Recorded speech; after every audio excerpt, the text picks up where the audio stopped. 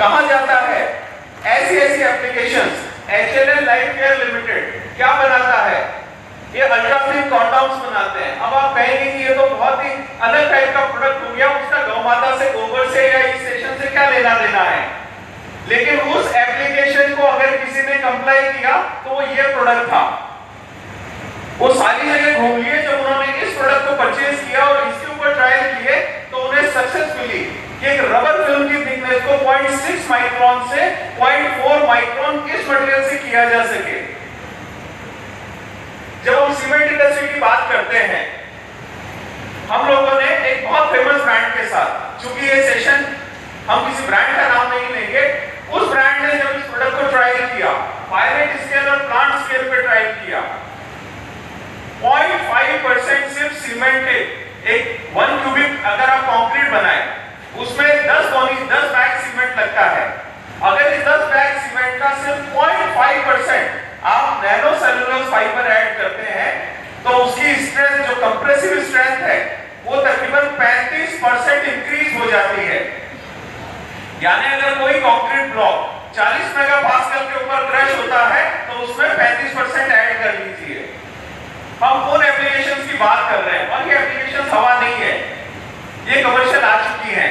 अगर आप लाफार्ज का देखेंगे, क्योंकि लाफार्ज अकेला ब्रांड है जो अभी MF माइक्रोफाइबर के नाम से सीमेंट लेके आया है। अब आप टीवी पर सीमेंट का ऐड देखिएगा जिसमें कहा जाता है अरे ये तो एकदम कैसा हो गया, स्टील जैसा कंक्रीट हो गया है। ये स्टील जैसा कंक्रीट कैसे बनता है?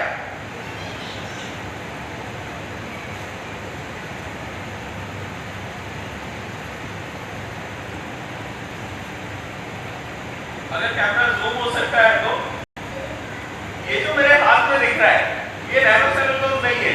आपको लगेगा नैनो सेलुलोज तो पता नहीं कुछ स्पेशल होता होगा। ये सिर्फ आपके गोबर का नैनो पार्टिकल है। अगर आप सिर्फ गोबर को नैनो पार्टिकल में कन्वर्ट कर देंगे, और नैनो टेक्नोलॉजी में रॉकेट साइंस नहीं है, किसी भी चीज को बहुत बारीक पीस देना, उसकी साइज को बहुत छोटा कर देना, इतना छोटा कर देना कि उसके एक सिंगल पार्टिकल की साइज हो 10⁻⁹ मीटर, 10⁻⁹ मीटर का अगर आप गोबर को पीस देंगे तो उसमें आपके मेटल जैसी स्ट्रेंथ आ जाएगी। प्रॉब्लम यह है कि कैसे पीसें, उस टेक्नोलॉजी, उन इक्विपमेंट्स का नाम ही बेसिकली गौ विज्ञान 2.0 है। उसी का नाम नैनो टेक्नोलॉजी है। नैनो टेक्नोलॉजी IITs का विषय नहीं है, ये आप लोगों का विषय है। क्योंकि कुछ टाइम पहले आप लोगों को गोबर को पीसना भी नहीं आ रहा था, लेकिन जैसे ही आप लोगों ने गौकाश बनाना शुरू किया, कुछ मैन्युफैक्चरर्स ने दिमाग लगाया और क्या बनाया, TDR, ट्रिपल डिस्क रिफाइनर नाम का एक इक्विपमेंट बना दिया। ये इतना फाइन कर देता है गोबर को, जो गोबर से पेंट बना रहे होते हैं वो इस एप्लीकेशन को जानते हैं। कभी भी फाइबर जो है वो ऐसे कूटने से नहीं पिसता है, उसे क्रश करना पड़ता है, ग्राइंड करना पड़ता है, जैसे आटे की चक्की। अब ऐसे आटे की चक्की के पार्ट बनाना जो पार्टिकल को इतना बारीक कर दे, उसके ऊपर मैन्युफैक्चरर्स ने काम करना शुरू किया, ट्रिपल डिस्क रिफाइनर बना। अभी हम गोबर को 100 मैश तक या उससे नीचे के पाउडर तक पीस पा रहे हैं। जो लोग गोबर से मूर्तियां बना रहे हैं यहाँ पर, वो जानते होंगे जब उन्होंने अपनी जर्नी की शुरुआत की थी तो क्या हुआ था, जैसे गोबर की मूर्ति थोड़ी सी बड़ी बनाने लगते थे, क्रैक आ जाता था या फिर श्रिंक होने लग जाती थी। फिर कुछ लोगों ने पहले बाइंडर्स मिलाए, फिर लगा कि नहीं बाइंडर तो केमिकल हो गया, ऑर्गेनिक बनाना है। कुछ लोगों ने उस पर स्टार्च मिलाना शुरू किया, अपनी तरफ से बहुत सारे अच्छे प्रयोग किए, फिर भी गड़बड़ हो जाती है। क्यों हो रही है? मेरा ड्रीम है कि मैं यहाँ पर तकरीबन 10 फीट का शिवलिंग या 10 फीट की एक गोबर की, प्योर गोबर से बनी हुई मूर्ति बनाऊं जो क्रैक नहीं करे, जिसकी फिनिशिंग कैसी हो। ये गोबर की फिनिशिंग है, ये प्योर गोबर का पाउडर है।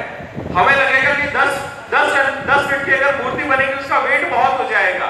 शायद आप में से अगर कोई इसे छू पाए, इसे महसूस कर पाए, तो इस पार्टिकल की स्ट्रेंथ देखिए और इसका वेट देखिए, इसका वेट कुछ भी नहीं है। तो हमें सिर्फ अपने किसानों को यह समझाना है कि थोड़ी सी एक चीज समझ लो कि आस्था से ऊपर उठो, आस्था को दिल में रखो और विज्ञान को, ज्ञान को, टेक्नोलॉजी को अपनी गौशाला में लेकर आइए, अपने लाइफ में लेकर आइए। अब आता हूं नेक्स्ट चीज पे, मार्केट।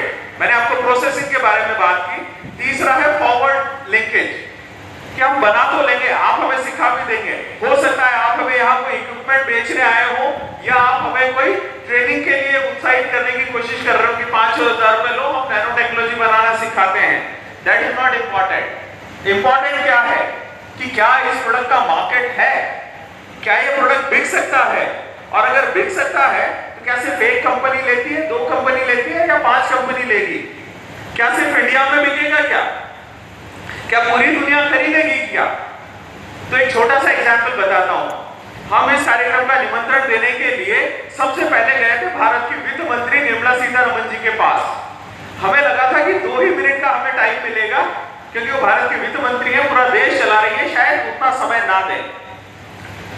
गांव बेल्ट से नहीं आती है, साउदर्न पार्ट से आती है, हिंदी में उतनी कंफर्टेबल नहीं है, गाय उनका विषय, उनका मंत्रालय भी नहीं है, लेकिन आप ताज्जुब करेंगे कि उन्होंने 20 मिनट हमें सुना।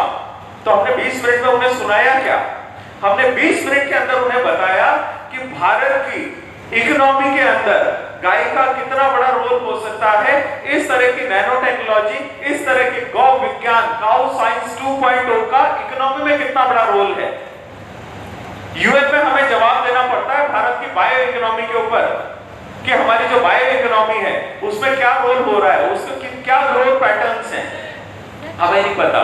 हमें बताना पड़ता है सस्टेनेबल डेवलपमेंट गोल्स जो यूएन ने सेट किए हैं, उनमें हम कहां क्या कर रहे हैं, लाइवलीहुड पे क्या है, वुमेन एम्पावरमेंट पे क्या है, रूरल डेवलपमेंट पे क्या है, एग्रीकल्चर पे क्या है, वाटर कंजर्वेशन पे क्या है, उनके बारे में गोबर और गाय कंट्रीब्यूट कर सकती है, ये किसी को पता ही नहीं था। हमने उन्हें बताया, एक छोटा सा एग्जाम्पल बताया कि भारत के अंदर तकरीबन 100 मिलियन मैट्रिक टन गोबर डेली प्रोड्यूस होता है, डेली। ये मैं कोई आपको वीक का या साल का डाटा नहीं दे रहा हूं, हमारे पास इतना बड़ा गौवंश है, हमारे यहां तकरीबन 100 मिलियन मैट्रिक टन गोबर प्रोड्यूस होता है डेली। एक गोबर में से ये मुश्किल से 10% निकलता है, 10 से 12% निकलता है, ठीक है। हम उस इकोनॉमिक्स में मत जाएंगे, दिमाग मत लगाइए कितना बना, कितने का पैसा होगा, फायदा होगा। मैं आपको दूसरा एंगल बता रहा हूं। इंडिया तकरीबन 200 मिलियन मैट्रिक टन सीमेंट साल का प्रोड्यूस करता है, ठीक है। इस डाटा पे गौर कीजिएगा। Bharat 200 million metric ton cement हर साल प्रोड्यूस करता है। मैं कहता हूं सिर्फ उस 200 मिलियन मैट्रिक टन का 1%, सिर्फ 1% हिस्सा अगर नैनो सेलुलोज का इस्तेमाल करता है ग्रीन कंस्ट्रक्शन मटेरियल में, तो ये कितना हुआ?